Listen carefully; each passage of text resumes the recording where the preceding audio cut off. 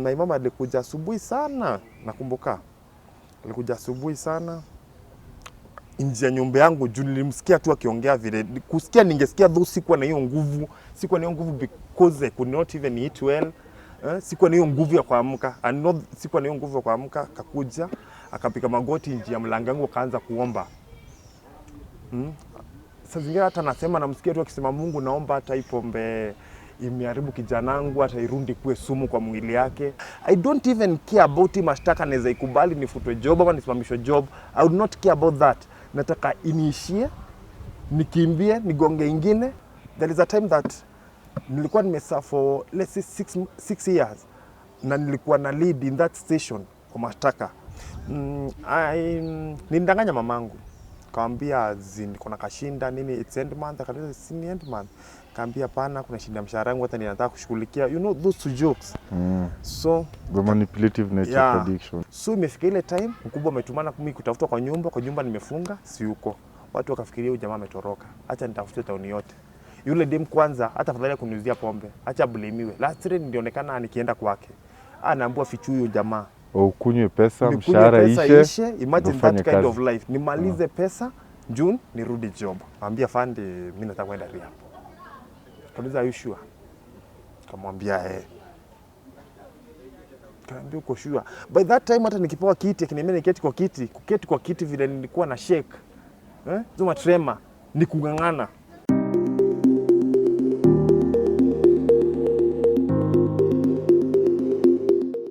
Viewers, thank you for tuning in.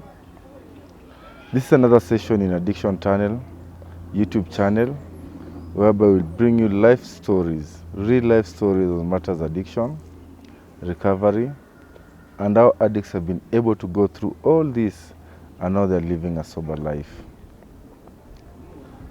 With me today is Dennis Mpungu. Dennis, welcome to the session. Thank you. Dennis. Yeah. Dennis ni nani? Okay. As I've heard, I'm Dennis Mugende Mpungu. I'm a prison officer by profession. And again, I'm a recovering alcoholic. My drug of choice was alcohol. You are a recovering alcoholic. Yeah. So you've been through this process of addiction. Yeah. You've been through this process of addiction. Yeah. Ilianzaje? Okay. There before my form 4, after I completed my form 4, is when I started ile kuonja kidogo. But a year later, actually I completed my form 4 in the year 2009. And later in the year 2010, I was enlisted in service. And after completing my initial training, that is the compulsory 9 months, I think that's where my real drinking started. Because I was still young. Let's say, actually I was at my 20s.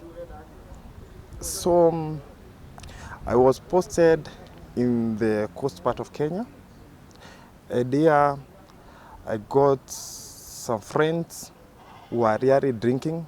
And being almost the last born in our family where everybody is a soldier by profession. So I had no much responsibilities. So I had a lot of money. I have had money where that no one needed my money. So my money was my money. So I could spend my money the way I wanted.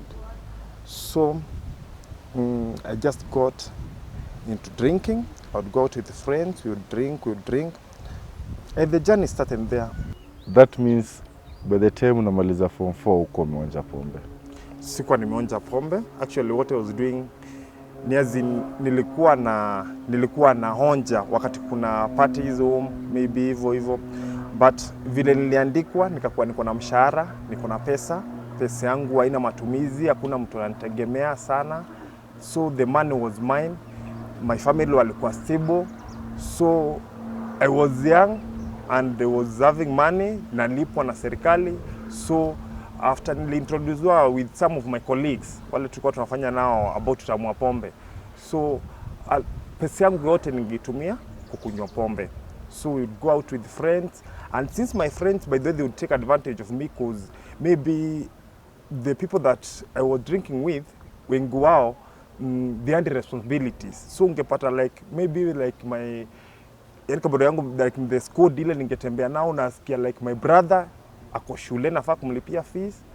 You see my parents need this, nafaa kuwalipia fees. So it was just like a sponsor to me, so they were taking me, so they would just want to be with me because me had money throughout. So I'd go buy hata wakisota, they know that they will provide because ana matumizi mingi sana ya pesa. So I'd use my money in drinking and even buying beer to my friends. So that way I got addicted. Not that I just wanted to be addicted, but it's yani that reason, as in marafiki zangu wangekuja hata kwa nyumba kuniita form ni gani. See that story that watu sema form ni gani because they know sahi maybe ni katikati ya mwezi na wana kakitu, but actually they would know that jamaa ako sawa.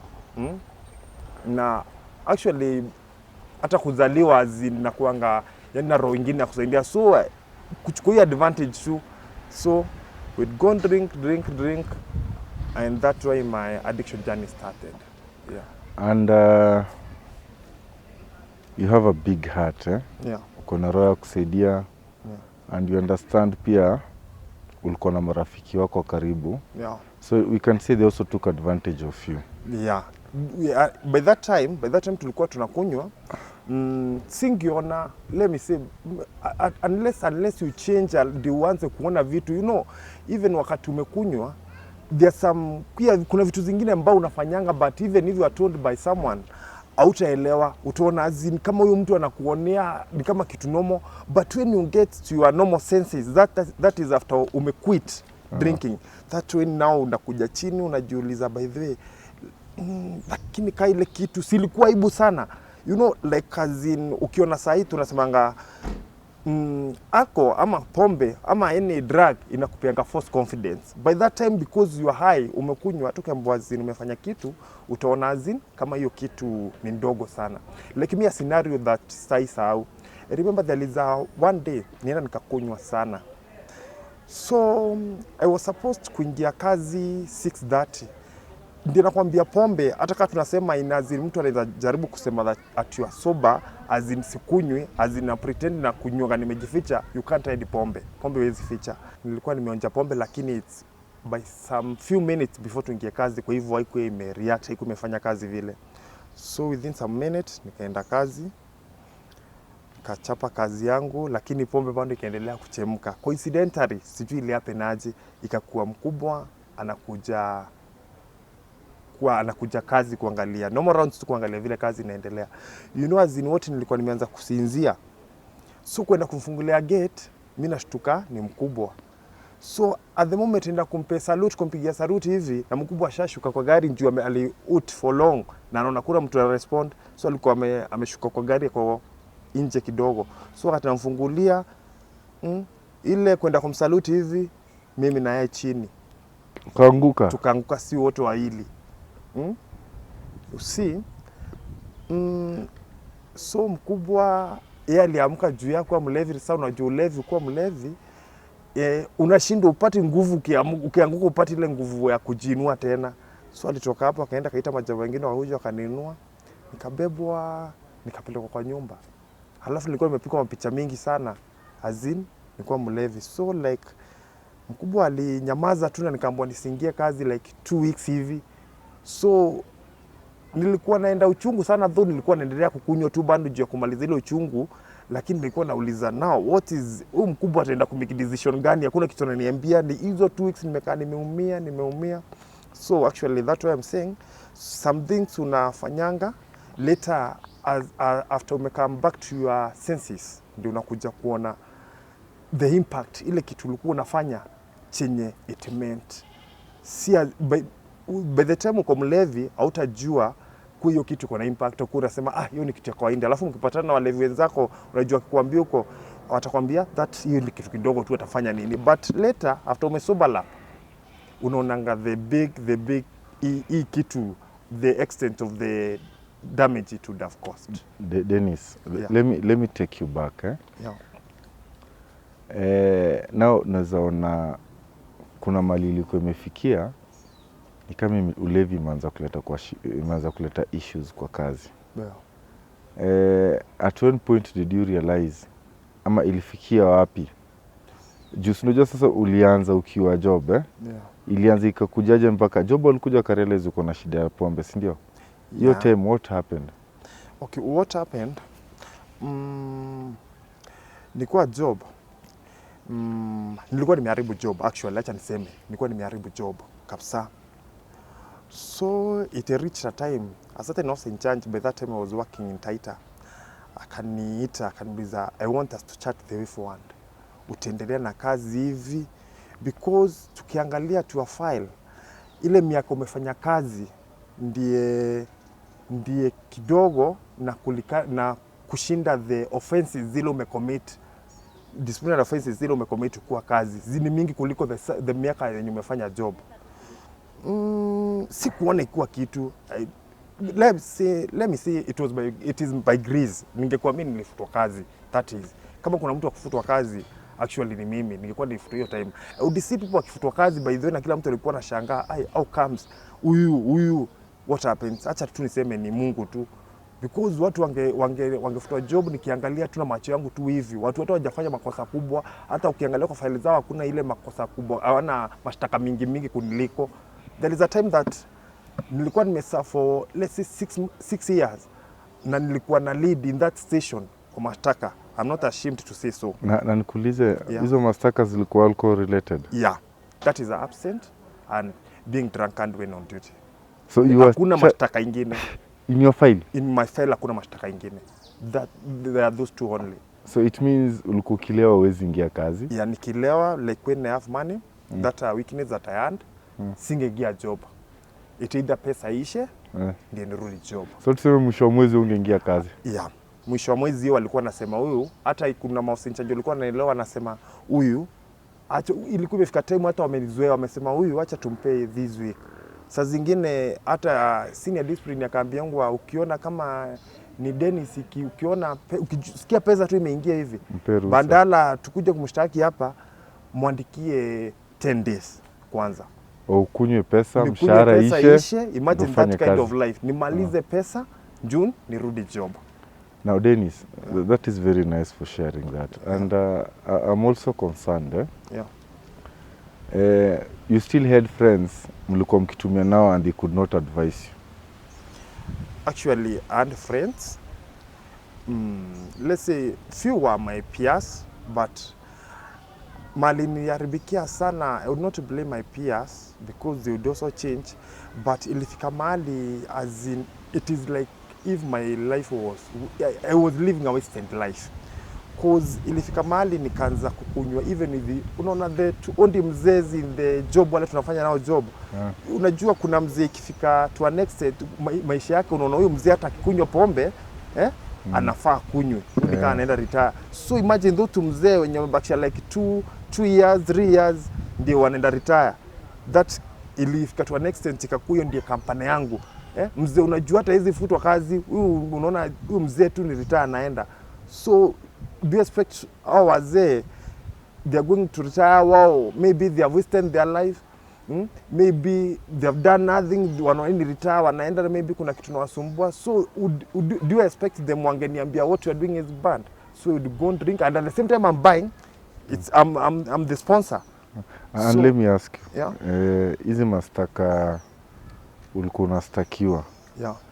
At that point kasemekalo umeenda umestakiwa, kesho umekuja umestakiwa. Yeah. After mastaka, did you feel any impact ati hii pombe inafanya nastakiwa? Okay, actually on that, by that day even kila mtu alikuwa anashtaki, let's say mtu alikuwa anashtaki, the officer mwenye alikuwa anashtaki alikuwa anasema kesi ya Dennis ni very simple, hata sioni kitu tunapoteza muda hapa. Because what I would say, unakubali mashtaka, nakubali mitigation, I'm remorseful sir. Only that. I was just careless. Yani nilikuwa nimeona it's like kitu normal. Ni kama vile unaenda shule, hii ni kitu ya kawaida. So mitigation, I'm remorseful sir. So sometimes ingefika to an point uliza sasa huyu ni remorseful tu. Sasa tutafanya nini? So in short, what was coming to your mind was the next drink. Nimalize mashtaka. Yeah, that was what was pushing me. Nilikuwa nataka hii mashtaka iende haraka. I don't want even to waste more than even 5 minutes. But mashtaka, I don't even care about hii mashtaka naweza ikubali nifutwe job ama nisimamishwe job. I would not care about that. Nataka iniishie, nikimbie, nigonge ingine. At the same time ningekuja like there is a day nilishtakiwa asubuhi. Jioni nafaa kuwa kazi. Nimeenda nikakunywa the same day. Jioni sijaingia job. The following day nimekuja job jioni. The following day now nilikuwa mlevi, nimekuta the same officer mwenye alijua nilikuwa mlevi mahali ananingoja tena, nimeregeshwa nilikuwa mlevi. So nimeshtakiwa na ile ya kwanza, ile absent. Hii ya pili nimekuja tena after nimemaliza hii mashtaka. Imagine making mashtaka 3 within 1 week. Na zote ni mashtaka zinaenda headquarters. Na zote ni za ulevi. Hii ya kwanza nilimaliza yenye ni trigger sasa niende nikakunywe. The second day sikuja nikakuja nikashtakiwa na absent nyingine. The third day nimeingia kazi under influence of alcohol. So ime create mashtaka ngapi? 3 at a day. And I would see hiyo kama si kitu. You see? So that how we stand I was. And at that moment, yeah, you even didn't realize that you have a problem. Okay, I never realized that I have a problem. Actually, what I can say, especially to the officers who are addicted, when a change comes, it's good to accept it. Okay, it happened, nimeka in that station, by the way, nishtakuwa only in one station in my lifetime. And as we were talking, I think nimemaliza like 4 years sijaishtakiwa. Very nice one. Like 4 years sijaishtakiwa. Ama nikuwe na issues na mkubwa yote. I rested my case, my last station, where nilishtakiwa. Okay, what happened? It came, I realized that nimekuwa na mashtaka mingi, imepile. Sasa sema ni ngapi, lakini si moja, si 10. Ni mashtaka. Na to be very categorical, yeah. Being under influence of alcohol and absent from duty without good cause, nothing else. Sikuwa na mashtaka ingine. Only those 2. Okay, now it reached a point nikaandikwa barua na my employer. Barua ikiniambia nimecommit certain numbers of offenses zikiwa they are similar na hii yenye nimeshtakiwa nayo currently, na these imecontribute kuonesha kuwa niko na I have served for these years na I have kept a poor record of service. So ni explain kwa my employer, yani ni explain the way forward, what do I want, kama ufai kuvutwa kazi. Hata si shuko ni explainie nini na kosi na nini. So hapo nilianza kushtuka. So the employer was concerned about your poor record of service. Yeah, my poor record of service. And they wanted to get an explanation. An explanation as to why. They are very similar. Yeah, they are very similar and they are deteriorating day and day. So the one that nilikuwa nashtakiwa now, ndio waniambia the current one, the previous are similar to these. So ilikuwa imefika hiyo, so hiyo hakuwa amefanya what we call the judgment, hakuwa yameamua. So before yaamue walikuwa the board walikuwa nataka ni explainie. Yeah? I explain before they do their before they give their verdict. So I explain. Hiyo si sure because I explain to them why. You explain nini nafanyika or nini inaweza kuwa shinda na mimi. So nika explain. Siku explain maneno mingi. Kaandika nikasaindiwa tu na wajamaa nikaambiwa tunaandika hivi. Remember using like the ones me your able servant I promised something like this is rudia kitu kama so nikafund vilienda nikakaa like 2 months, nikaonyeshwa kwa file kwa barua yangu ilireceiviwa na kuna kitu imejibiwa. So nikaanza kushtuka sasa. Kaona yenyewe hapa kama nimejikomiti mwenyewe hapa. So after kumaliza 3 weeks ikakuja my transfer disciplinary. That was a verdict. Si kushtakiwa hiyo ya mwisho. the verdict was a You'd be transfer. transferred to another station. Yeah. Awali later, but their verdict ilikuja change of environment. Good. Hiyo ndio ilikuja verdict yao ya the board ilikuja na require change of environment. Then ikumaliza like 3 weeks ikakuja a transfer. Before nishtakiwe sasa, before wakubali mashtaka yangu hii ya mwisho, mashtaka yangu ya mwisho kufanya ilikuwa hiyo sasa. Wakati the board waliketi chini wakakuja na verdict ya mashtaka yangu hii ya mwisho sasa. Tuzo ya 10 na kitu ikielekea 20 huko. So verdict hiyo ikakuwa ni wa change the environment. So nika like 3 weeks environment ikachangewa, was transferred to another station. Nikaenda nikakaa, though I was drinking bando, lakini nikakuwa napunguza kakaa hapo. The next station si kushtakiwa, though level was not all that easy there too, cause my file ililetwa and it's like everybody the administration, you know, watu wengi wakikuangalia your file they judge with your file. Ilikuwa unaelewa, it's like wewe sasa hata aufai hapa, watuoni hakuna mtu hapa, so bandala tukufute, acha tukusukume wapi, acha tukusukume mbele ukafutwe mbele. It was like that. Sisi hatutaki maneno mingi, just seeing my file, by the look of my file, acha tukusukume mbele. And kusukuma mbele was my turning point. I was posted to was transferred to another station. So that is the third station? Yeah, not the third. It was like my fourth station now. Okay. So I went there, and by good luck, that was Mwingi. I met a very nice officer in charge who received me very well. He informed me that even before, hata kabla sijapata file yako, Dennis, I have all your information even before you came here. I was told of you. But as for me, I'm not taking you like the Dennis that I hear about.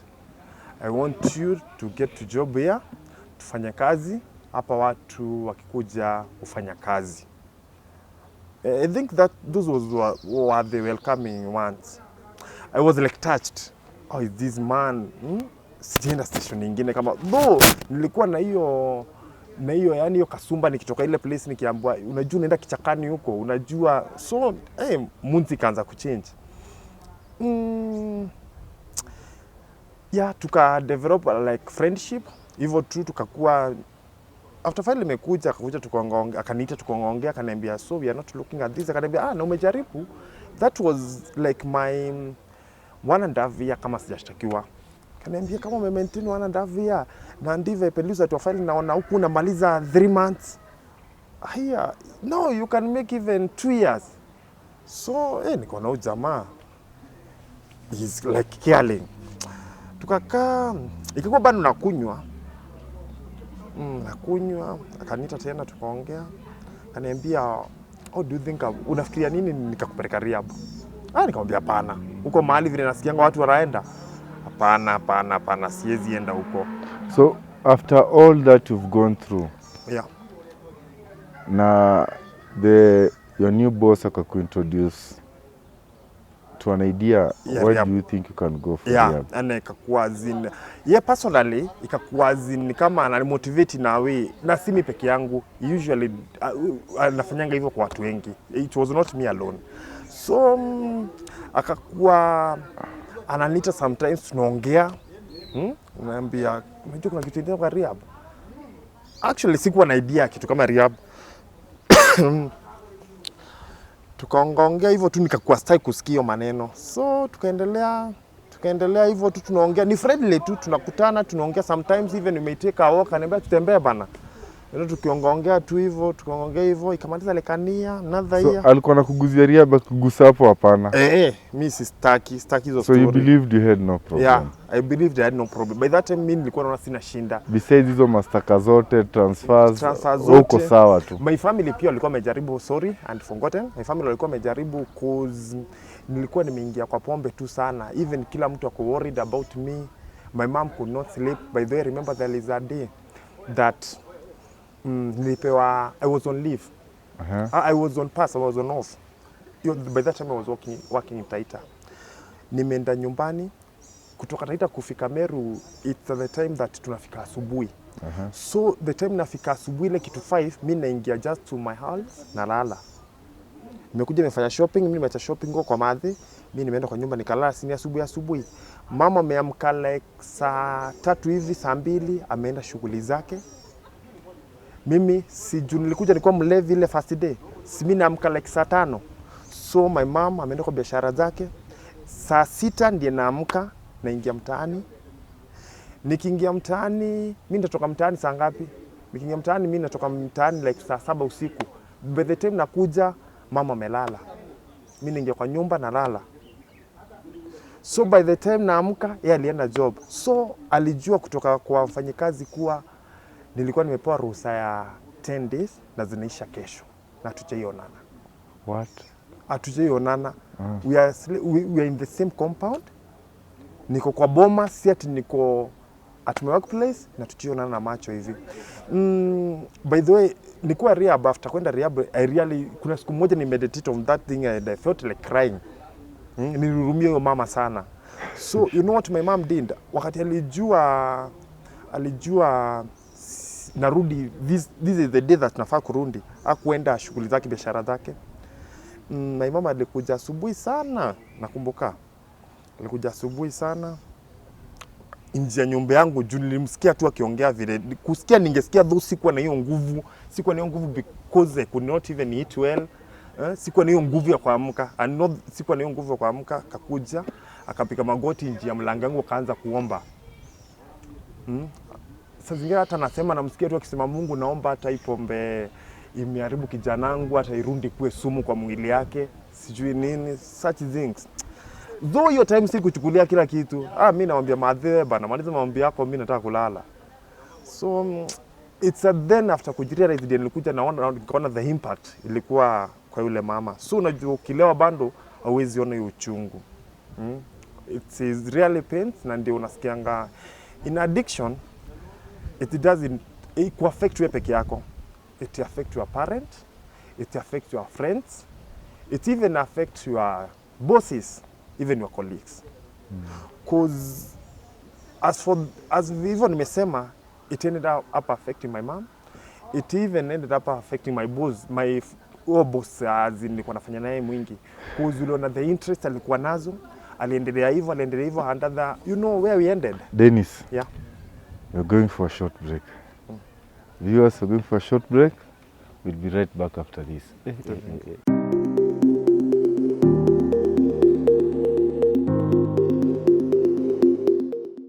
Viewers, we're back.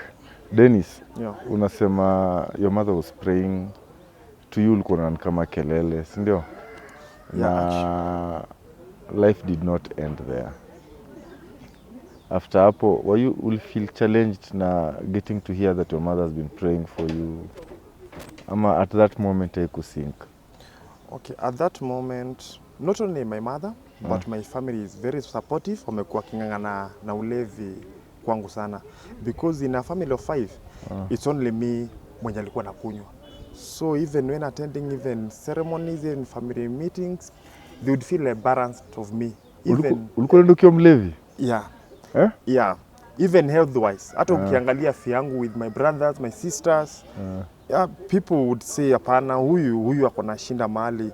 Like as in when we are getting introduced, as in tunafanya kazi si wote, ungesikia tu some people murmuring around there, lakini ya kale kanakaa ni kama kana kazi.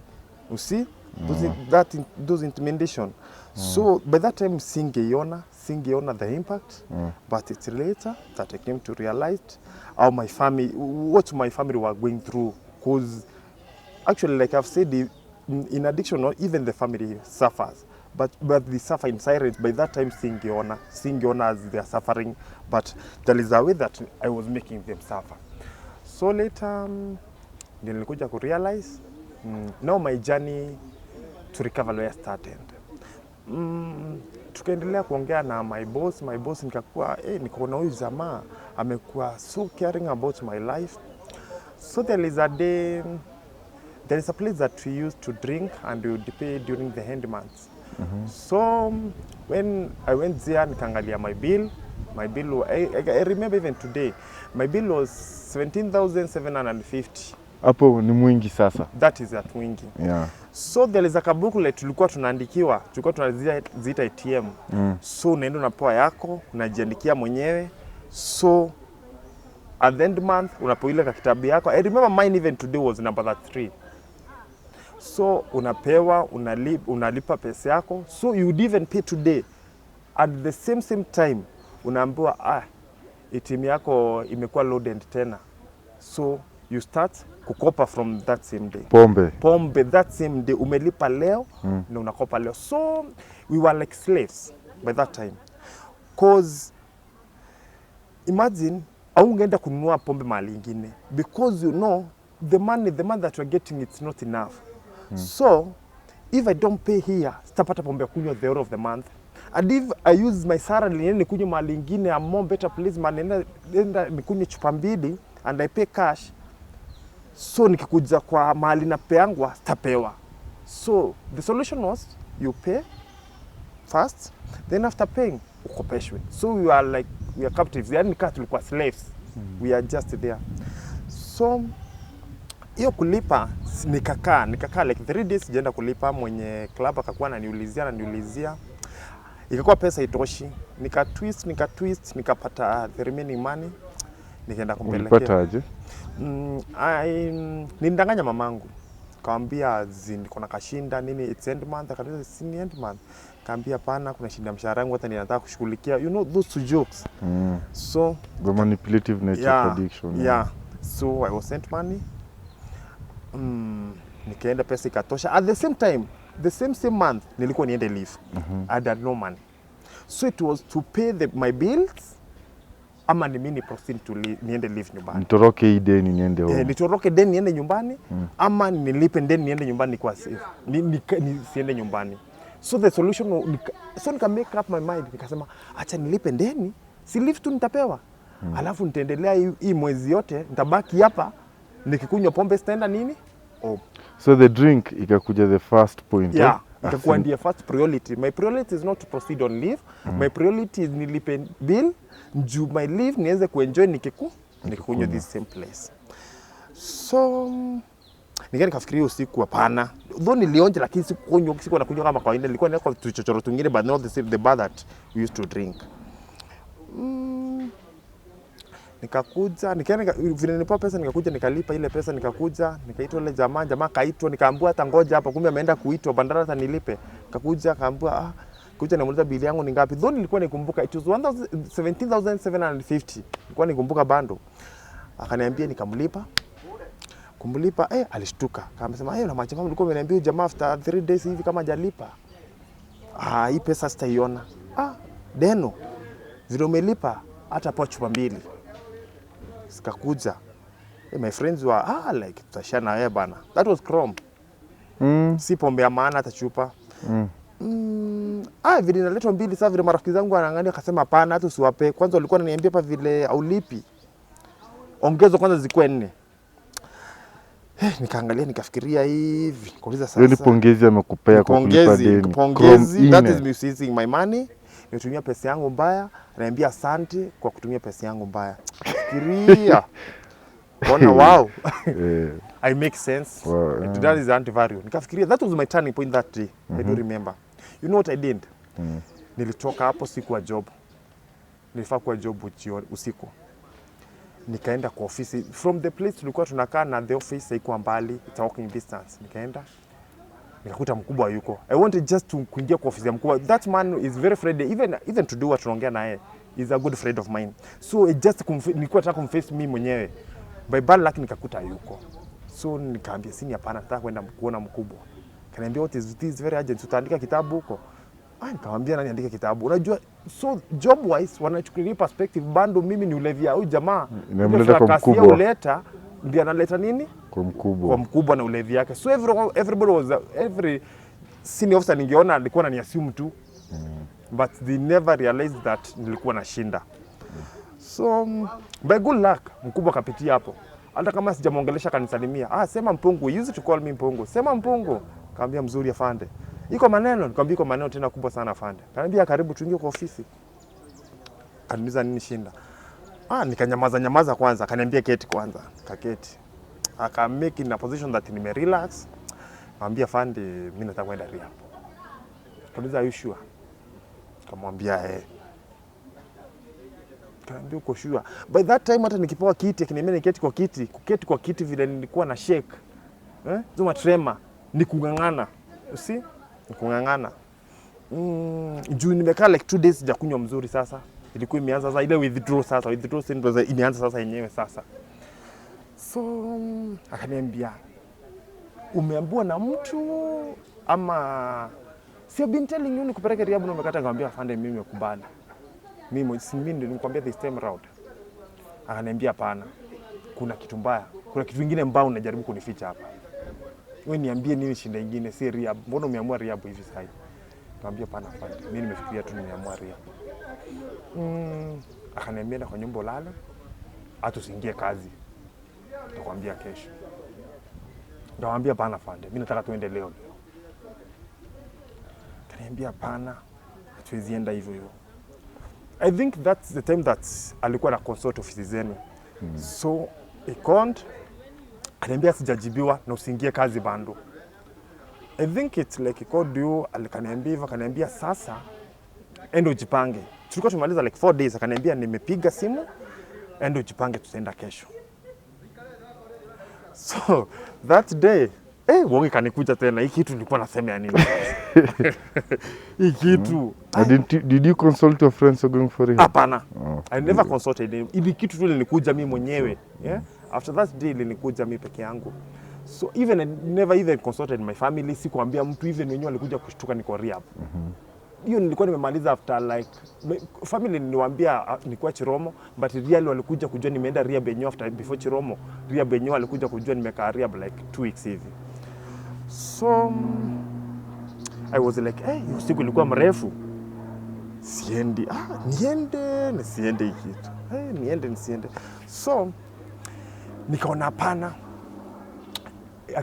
Hiyo ndio ilikuwa pombe yangu ya mwisho kukunywa. And I really thank that lady. Namshukuranga sana. Nikaenda to a place nilikuwa nakunywa pombe place nyingine. Nikaita huyo msichana usiku, nikamwambia nikaona sasa hii stand na ile nikitapata hiyo nguvu ya kutravel all the way to Nairobi nilikuwa soba.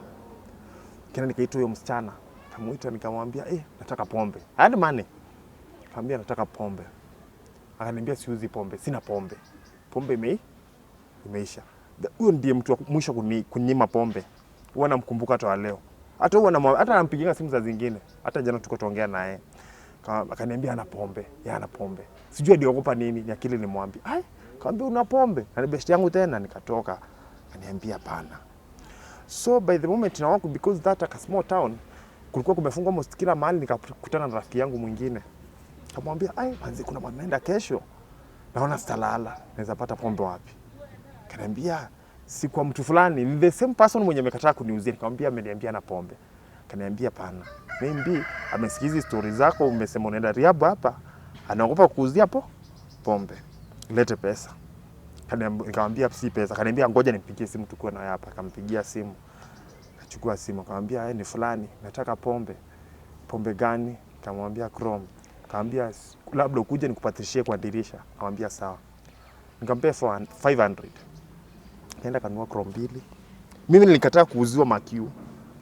Nikachapa. Huyo best yangu akaniambia hata sikunywi. Wewe mali umenielezea mali unaenda, wewe kunywa peke. Hiyo ndio ilikuwa pombe yangu ya mwisho. The same girl alikataa kuniuzia the same pombe nimekunywa, lakini yeye namshukuru juu alikataa kuniuzia. That was good for here. So nikakunywa nikamaliza. So nikienda kulala kwa nyumba sitaamka na nimeambiwa tunaenda 2. So nikakuja nikalala kwa sentry ya kazi na gate. So kulala wenye wako job wakujua kama nimelala pale. So imefika ile time mkubwa ametumana mimi kutafuta kwa nyumba nimefunga si yuko. Watu wakafikiria huyu jamaa ametoroka. Acha nitafute tauni yote.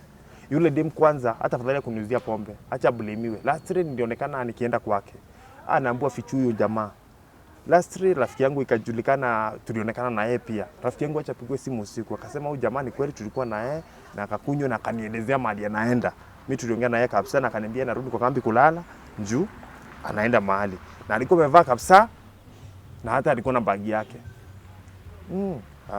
So the moment kuna mkubwa alikuwa amelala kazi, akaambiwa kama ajanileta asirundi kazi na mkubwa. Akakuja akaenda kunitafuta town. Na mimi nikiamka nimeshtuka. Simu yangu nilikuwa nimeweka silent, napigwa lakini sisikii. Nikiamka nikimulika hii nikiangalia simu hivi, it almost 4 asubuhi. Na nilikuwa nimeambiwa tunaenda tu. So mimi nilitoka moja kwa moja, hata sifikiri kwenda kwa ofisi, kumbe mkubwa kwa ofisi. Mimi nikaenda kwa mkubwa direct kwa nyumba.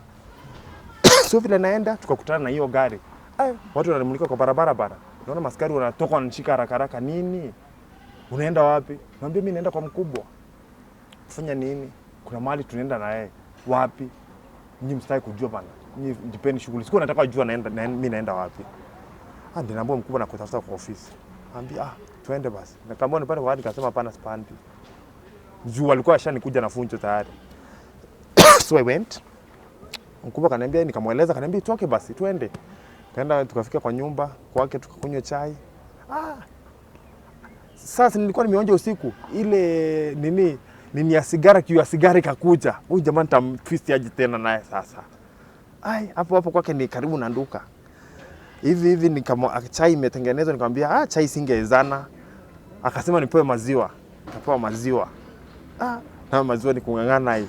Nikamwambia natoka hapa nje na kojoa kidogo. Nikakimbia kununua fegi. So tena nikanunua, ndio hiyo teke tena kakuja kunifuata na gari ndio hiyo mali nanunua fegi, ndio gari imesimama hapa. Wow. Ingia hapo. Nikamwambia lakini nilikuwa nimewasha fegi tayari. Kaniambia kama ni fegi yako uenda mbele imagine na ule mkubwa enda mbele ukivuta, mimi nafuata na gari.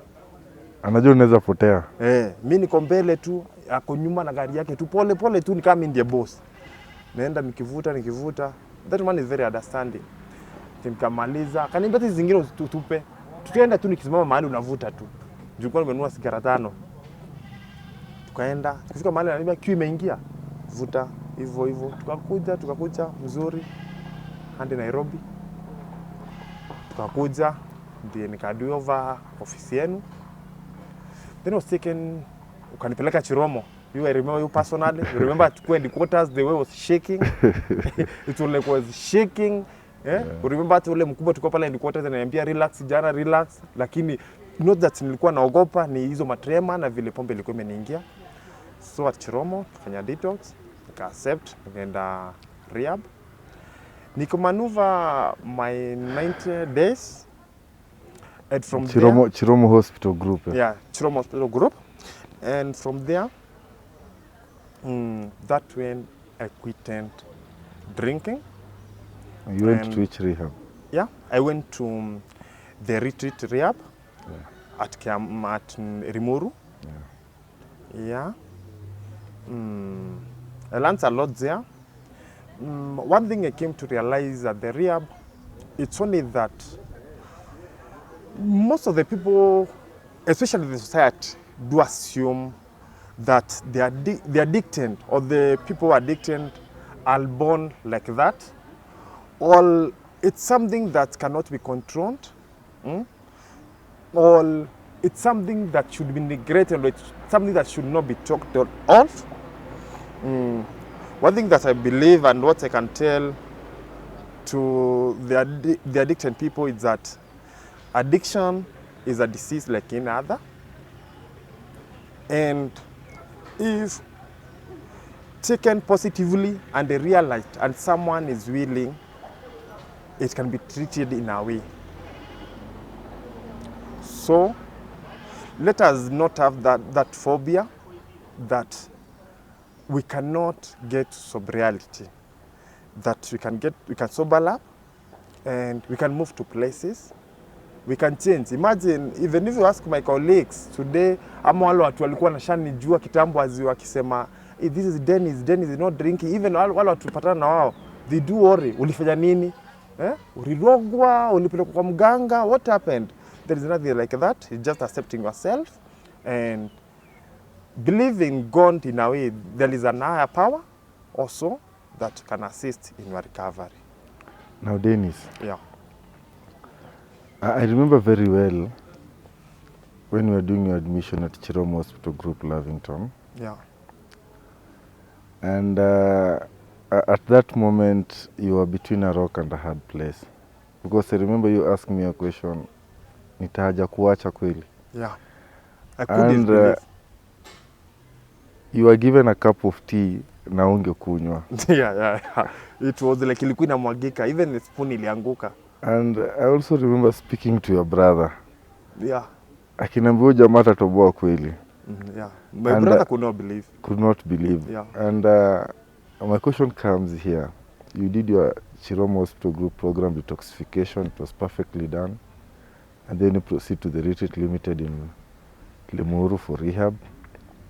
And your support system, your brother, Yeah. who was very concerned. How do you relate nowadays? Because I remember very well when we were talking on the phone, akiniambia huyo jamaa ametusumbua ya kutosha. Yeah. Nikamwambia all shall be well. Now, how do you relate nowadays? Okay, first of all, I had even forgotten. On my recovery journey, I would like to thank my family, especially my family.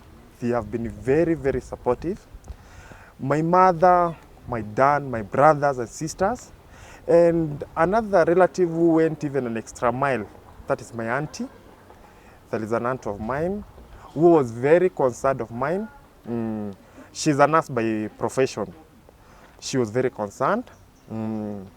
During when I was in the rehab, when I was in in Rimulu, she would visit me, she would encourage me, she would tell me that it's just a simple journey and I'm sure that you'll make it.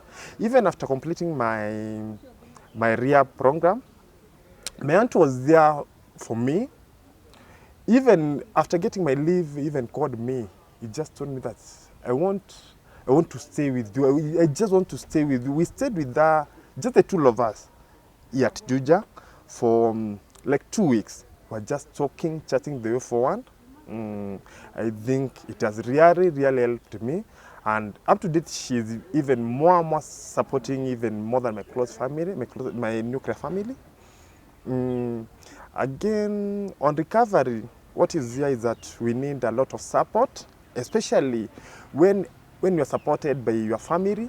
When you go back to your colleagues or even where you work, you get such support. Because like me, when I went to Chiromo, I was diagnosed with bipolar. I do know that mood swing. So you may get when you are at a point, if your immediate bosses do not understand you, you may go very hyper, maybe ukasirike, and then unajua in recovery, as in kama ukikasirika, that is the worst point. Did you ever know,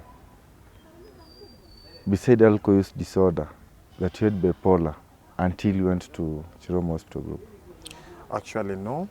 I never realized that I was suffering from bipolar. I learned about bipolar disorder, mental disorder, while I was at Chiromo Mental Hospital. Through the help of my doctor, Dr. Eric Jogona. Oh, psychiatrist. Yeah, through my psychiatrist, that is Dr. Eric Jogona. Which I realized that is a mood disorder, which can be hyper. Yani inaweza kufanya ukasirike sana na ufurahi sana. So kwenda kwa process yangu recovery ilinisaidia bado kujua and another mental problem that would have affected my life kama ningeendelea kunywa pombe. And again, after I was advised by my doctor, it's that hata ningeendelea kunywa na pombe, it would have developed another bigger mental disorder. So I thank God that I realized that it at that time, and it also gave me another fear ya kuogopa pombe sasa, because ingeendelea according to vile my doctor alinieleza, it would have and again ni kama ilikuwa imeanza, by the way, ni kama ilikuwa ina develop hivyo juu sometimes even my family were complaining that sometimes nilikuwa au mungesikia napiga kelele usiku, nduru usiku, so daktari alinieleza ni kama it was almost developing, so that way it was getting. So I would also want to thank the Chiromo Hospital Group for the support and the understanding they have, because even after nilimaliza nikaenda retreat, my doctor is very concerned. When I have problems ama wakati I need medication, huwa na consult. I do go back to Chiromo, na Saindika, and they'll be very supportive even kwa kazi. When I need kitu yote kusaidika kikazi, they do talk to my bosses. Ningependa kuwashukuru sana. Now, Yeah. I understand now that you're in recovery, Yeah. and you have a support system to enable you at least to go in that journey of recovery. One point that stands out is that in your support system, one is Chiromo Hospital Group. Yeah. And the others, what are the others? Okay, actually, let me say at Chiromo, the retreats, the department, that is the Kenya Prison Service as a whole, they have been of good assistance to me, including you. You have been of a lot of importance to me. You have been assisting me. We have been talking when there are problems. Wakati nalemewa, you have been trying to ask me vile naendelea, and I think that is the same office. Also, my parents, or my family, wamekuwa very concerned on my recovery. They have been very supportive, especially my sister. She has been there for me all the way. Wakijua something is not good, they would rather advise me nikuje Chiromo. Wananiambia, hey, we can see when they wanna realize ni kama things are not good. Niambia pana. We. Like there is a day the whole of my family walinileta Chiromo. Si nilikuwa mgonjwa, but waliona nimenyamaza like 2 to 3 days and siongei sana. So they descended the whole family. Walinileta, even my doctor was shocked. Yeah, and I was not sick, but they were concerned to know nini shinda. Jusiongei, I was not talking. Yeah, that was mood swings. I was not talking. So nilikuja nikasaidika. Yeah, even my immediate boss. Na tena pia ningetaka kushukuru my former boss wenye tulikuwa naye mwingi. He has been of importance. Huyo nitamtaja personally, Mr. Remasia Benjamin. He has been of importance to me. He is the one actually who has nurtured me. Yeye ndiye amenifanya nikue the whole me. If it were not for that gentleman, today I would be living a scattered life. Ningekuwa someone wasted, but at least now I can smile. I can say I'm whole Mpungo, the Mpungo that you used to call. So namwambia asante sana. Dennis. Yeah. A parting shot, eh? Yeah. The general public seems to lack a lot of information about addiction. You're a good example. You had a mental health issue and you didn't know, besides the addiction. Now, I believe through this channel, many people would like to reach you for assistance. How can they reach you? Okay. If you want to reach me, you can reach me through my telephone number 0729 787 491. Again? I repeat, 0729 787 491. Dennis Mpungu is somebody who've walked with this journey of recovery together. Remember, even me, I'm a recovering addict, and I reach out to help my officers solve the same challenges. And one thing that stands out about Dennis Mpungu's stories is that, one, he lacked information about addiction. For the very many years that he has been discharged all in service, with the same offenses of absenteeism and being drunk while on duty, which are all alcohol related, he still lived in denial about addiction. Secondly, the other thing that stands out is that the support system given to addicts is very important, more so to recovering addicts. The Dennis Mpungu has been very categorical that Chiromo Hospital Group has helped him. His former boss has really helped him. He talked of Benjamin Limasia. The family has been very supportive, and that's why you see now that Dennis is very happy in his recovery. Remember, addiction is dynamic, and it's always believed that you cannot do it alone as an addict. The support system has to help you. And this is where the Addiction Channel, the YouTube channel, is here to bring you real life stories about addiction, recovery, and the ways you can use to help those people who are in addiction cap this menace. With you is your host, Joseph Wambua. Dennis, thanks for coming. Cheers. Keep sobriety alive. Thank you.